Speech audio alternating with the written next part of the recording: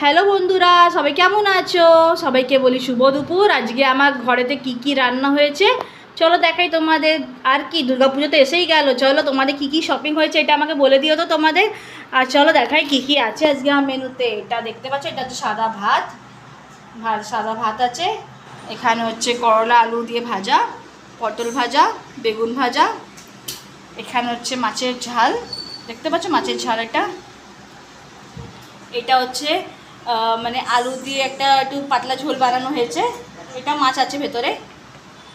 আর এটা হচ্ছে ইলিশ মাছের মাথাটা একটু ভেজে রাখা হয়েছে। এটা কালকে আমরা মাছটা খেয়েছি, আর মাথাটা ছিল তো মাথাটা ভেজে রেখে দিয়েছি। শাক পেলে শাকেতে দিয়ে দেবো, তাহলে এমনি খেয়ে নেবো। আমার তো খেতে খুব ভালো লাগে ইলিশ মাছের মাথা।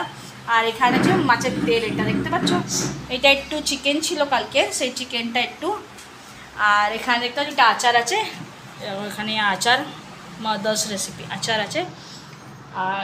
আর আমাদের খাওয়ার পরে আজকে আমরা একটু ফল খাবো। এখানে আছে বানানা মানে কলা, আর আতা ফল মানে কাস্টার্ড অ্যাপল আছে। এইটা আজকে আমাদের মেনু। তোমাদের মেনুটি কেমন লাগলো প্লিজ আমি কমেন্ট করে জানাবেন বন্ধুরা। চলো বাই, টাটা, নেক্সট ভিডিওতে আবার দেখা হবে।